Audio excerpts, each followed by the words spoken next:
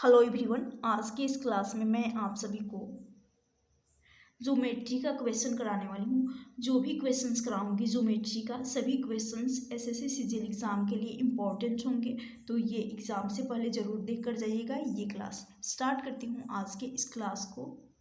तो पहला क्वेश्चन है, एक त्रिभुज के कोणों का अनुपात 3, 4, 5 है, तो सभी कोणों का माप पूछा गया है। आप सभी को पता होगा त्रिभुज के तीनों कोणों का योग 180 होता है, तो इनका सम कर लेंगे तो यहाँ से आ जाएगा 4, 3, 7, 7 और 5 12। ये जो 12 आ रहा है, इस 12 को 180 डिग्री के बराबर कर लेंगे। 180 डिग्री के बराबर कर लेंगे तो यहाँ से आ जाएगा, 12 से काटेंगे तो यहाँ से आ जाएगा 15 डिग्री। ये जो 15 डिग्री ये एक रेशियो का मान आया है, क्योंकि ये रेशियो में दे रखा है। तो सभी कोणों का माप पूछा गया है, तो इसमें 15 में 3 का मल्टीप्लाई कर लूँगी, 45 आ जाएगा। पहला कोण 45 डिग्री और दूसरा 60 आ जाएगा और तीसरा आ जाएगा 75। तो कौन सा ऑप्शन? ऑप्शन डी जो कि मैच कर रहा है, ऑप्शन डी इस क्वेश्चन का राइट आंसर हो जाएगा। नेक्स्ट क्वेश्चन है, सेम टाइप का क्वेश्चन है। क्वेश्चन दे रखा है, यदि एक त्रिभुज के कोणों का अनुपात 2:5:8 है, तो सबसे बड़े कोण का मान पूछा गया है। वहाँ तीनों कोणों का मान पूछा गया था, यहाँ पर सबसे बड़े कोण का मान पूछा गया है। तो जैसे कि इनका भी सम कर लेंगे, अनुपातों का योग करेंगे तो यहाँ से आ रहा है 15 रेशियो। ये जो 15 रेशियो आ रहा है, त्रिभुज के तीनों कोणों का योग 180 होता है, तो इनका रेशियो का योग करने पर 15 आया। इसको 180 डिग्री के बराबर कर लेते हैं, तो यहाँ से एक रेशियो का मान निकल कर आ जाएगा 12 डिग्री।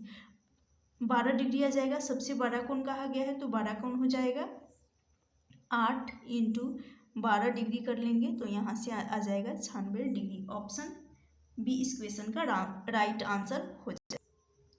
नेक्स्ट क्वेश्चन है, नीचे दिए गए चित्र में कोण ए बी सी बराबर 70 डिग्री है, तो कोण ए डी सी का माप पूछा गया है। तो यानी ये कोण ए बी सी जो कि 70 है, कोण बी 70 डिग्री है, तो कोण डी का माप पूछा गया है, यानी कोण ए डी सी का, इस कोण का माप पूछा गया है। तो आप सभी को पता होगा, एक वृत्त के जब परिधि पर 4 बिंदु स्थित होते हैं, तो समझिए कि चक्रीय चतुर्भुज बन रहा होगा। और चक्रीय चतुर्भुज के आमने सामने के परिधि पर जब 4 बिंदु स्थित होते हैं, तो चक्रीय चतुर्भुज बनता है, क्योंकि यहाँ पर बन रहा है साइक्लिक क्वाड्रिलेटरल। और इनके आमने सामने के कोणों का योग, चक्रीय चतुर्भुज के आमने सामने के कोणों का योग 180 होता है, यानी कोण डी और कोण बी, ये इनका सम करेंगे 180 हो जाएगा। उसी प्रकार कोण ए और कोण सी, इनका सम कर लेंगे तो ये भी 180 होना चाहिए। तो यानी जब कोण बी 70 डिग्री है, तो कोण हो जाएगा डी 110 डिग्री, तभी ये 180 बन पाएगा, 180 डिग्री बन पाएगा। ऑप्शन बी इस क्वेश्चन का राइट आंसर हो जाएगा। नेक्स्ट क्वेश्चन है, नीचे दिए गए चित्र में त्रिभुज ए बी सी, यहाँ पर कहा गया त्रिभुज ए बी सी समबाहु त्रिभुज है, तो कोण यहाँ पर कोण डी और कोण ई, कोण डी और कोण ई का माप ज्ञात करनी है। यानी त्रिभुज ए बी सी समबाहु त्रिभुज है, तो आप सभी को पता होगा समबाहु त्रिभुज के प्रत्येक कोणों का योग, प्रत्येक कोण जो कि 60 डिग्री होना चाहिए। समबाहु त्रिभुज के प्रत्येक कोण ए यदि 60 है, तो कोण बी भी 60 होना चाहिए और कोण सी भी 60 होना चाहिए। प्रत्येक कोण 60 डिग्री का होता है। और उसके बाद कहा गया है कोण डी और कोण ई का मान ज्ञात करना है।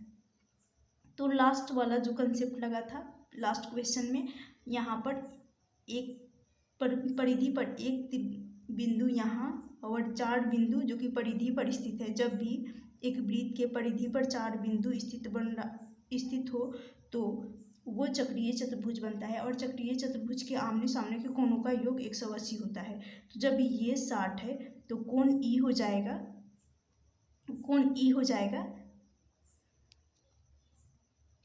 120 डिग्री, 120 डिग्री हो जाएगा। उसके बाद फिर कोण डी का मान हमें चाहिए, तो बीसी चाप द्वारा परिधि पर सेम साइड बना हुआ कोण सेम होता है, सेम साइड बना हुआ कोण इक्वल होता है। यानी कोण ए, कहने का मतलब है बीसी चाप द्वारा परिधि पर ये जो कोण ए बन रहा है जो कि 60 है, तो कोण डी भी सेम साइड बना हुआ है परिधि पर बीसी चाप द्वारा ही, तो ये भी 60 होना चाहिए, ये भी 60 डिग्री का होना चाहिए। तो यानी इस क्वेश्चन का राइट आंसर हो जाएगा ऑप्शन डी। ऑप्शन डी इस क्वेश्चन का राइट आंसर हो जाएगा। या इस तरह भी कर सकते थे, ये जो परिधि यहाँ पर जो बीसी चाप द्वारा केंद्र पर बना हुआ कोण, वृत्त के केंद्र पर बना हुआ कोण, बीसी चाप द्वारा परिधि पर बना हुआ कोण यदि 60 है तो केंद्र पर बना हुआ कोण इसका डबल होता है, यानी ये हो जाएगा 120। जब ये 120 हो रहा है तो परिधि पर बना हुआ कोण इसका आधा होता है, तो ये हो जाएगा कोण डी 60। तो ऐसे भी कर सकते थे। तो इसका राइट आंसर हो जाएगा ऑप्शन डी। नेक्स्ट क्वेश्चन है, यदि एक समबाहुभुज के प्रत्येक आंतरिक कोण 168 डिग्री है तो इसकी भुजाओं की संख्या निकालनी है। कुछ नहीं करना है, आप सभी को पता होगा इंटरनल प्लस एक्सटर्नल का योग 180 होना चाहिए। तो इंटरनल एंगल यानी आंतरिक कोण प्लस बाह्य कोण एक्सटर्नल एंगल का योग सम होना चाहिए 180 डिग्री के बराबर। यदि इंटरनल एंगल 168 है तो यहाँ 180 बनाने के लिए एक्सटर्नल को हमें क्या करना होगा, 12 डिग्री करना होगा। जब 12 डिग्री एक्सटर्नल हो जाएगा तो हमें निकालना है भुजा, तो 360 डिग्री बटा हो जाएगा 12, यानी वह एक्सटर्नल एंगल का प्रत्येक कोण जो कि 12 डिग्री का है, तो 12 से काटेंगे 360 को, तो यहाँ से आ जाएगा 30। तो 30 डिग्री जो कि इस क्वेश्चन का राइट आंसर हो जाएगा ऑप्शन ए। नेक्स्ट क्वेश्चन है, एक समलंब के समानांतर भुजाएं 11 सेंटीमीटर लंबी है और 25 सेंटीमीटर लंबी है तथा अन्य दो भुजाएं 15 सेंटीमीटर है और 13 सेंटीमीटर है। तो समलंब चतुर्भुज का क्षेत्रफल पूछा गया है। तो यहाँ क्या करेंगे कि सबसे पहले एक समलंब बना लेती हूँ,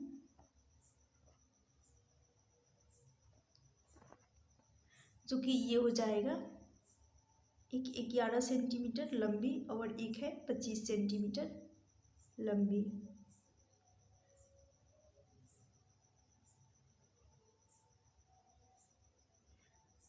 उसके बाद यहाँ दो समानांतर भुजाओं के बीच की लंबवत दूरी जो कि बराबर होनी चाहिए, यानी ये हो जाएगा इनकी ऊंचाई,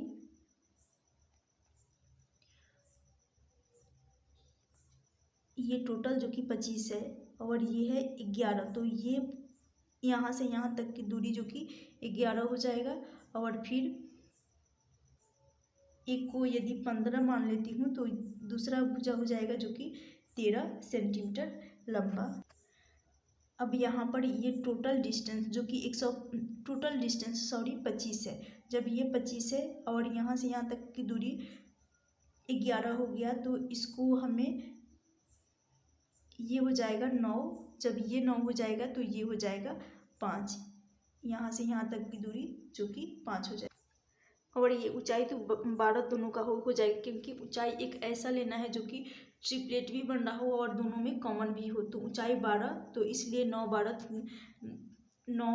15 ट्रिपलेट बन रहा है। फिर यहाँ पर 12 13 5 12 13 जो कि ट्रिपलेट बन रहा है, 5 12 13 और फिर 9 12 15 जो कि ट्रिपलेट बन जाएगा, इसलिए मैं 9 और 5 रख दी यहाँ पर। तो अब जब ऊंचाई दोनों में कॉमन होना चाहिए और यहाँ दोनों 12 हो गया, उसके बाद अब हमें क्षेत्रफल निकालना है और ट्रिपलेट भी बनना चाहिए, इसलिए 12 रखी हूँ दोनों को। तो क्षेत्रफल निकालने के लिए क्षेत्रफल बराबर हो जाएगा एरिया बराबर हो जाएगा 1/2 समानांतर भुजाओं का योग प्लस ऊंचाई किया जाता है। समानांतर भुजाओं का योग कर लेंगे तो समानांतर भुजा जो कि हो जाएगा ये 25 और 11, इन दोनों का सम कर लेंगे 36 हो जाएगा। और फिर ऊंचाई लेनी है तो ऊंचाई है 12, काटेंगे यहाँ से जाएगा 36 × 6 कर लेंगे तो ये हो जाएगा 216। ऑप्शन सी इस क्वेश्चन का राइट आंसर हो जाएगा। नेक्स्ट क्वेश्चन है, C2 के किस मान के लिए समीकरण 6x + 2y = 0 2 है इक्वल टू 2 है और 3x + y = C2 का प्रणाली समपाती हो गया। तो जब भी रेखाएं आपस में समपाती होता है तो इसमें समपाती का रूल होता है A1/A2 बराबर होता है B1/B2 बराबर C1/C2 के। तो यहाँ से ले लेंगे 6 बटा फिर इसको ले लेंगे 3 बराबर कर लेंगे। हमें सिर्फ डायरेक्ट यहाँ पर पुट कर दे रही हूँ, हमें सिर्फ C1 और C2 निकालनी है। तो ये हो जाएगा 2/1 2 बटा यहाँ पर C2 रख लेती हूँ C2। इसको काट लूँगी 3 दूनी 6 और 2 से 2 चला जाएगा यानी C2 का माना जाएगा 1। ऑप्शन डी इस क्वेश्चन का राइट आंसर हो जाएगा। जब रेखाएं समपाती हैं तो C2 का मान यहाँ पर 1 आ जाएगा। नेक्स्ट क्वेश्चन है, दी गई आकृति में वर्ग ABCD के समद्विबाहु त्रिभुज के दो युग्मों को काटने पर आयत PQRS निर्मित होता है। यानी PQRS एक आयत निर्मित होता है। कटे हुए भाग का कुल क्षेत्रफल 288 मीटर स्क्वायर है। तो PR की लंबाई मीटर में निकालनी है। तो यहाँ से क्या करेंगे कि एक ये लाइन जो कि PR ये हो जाएगा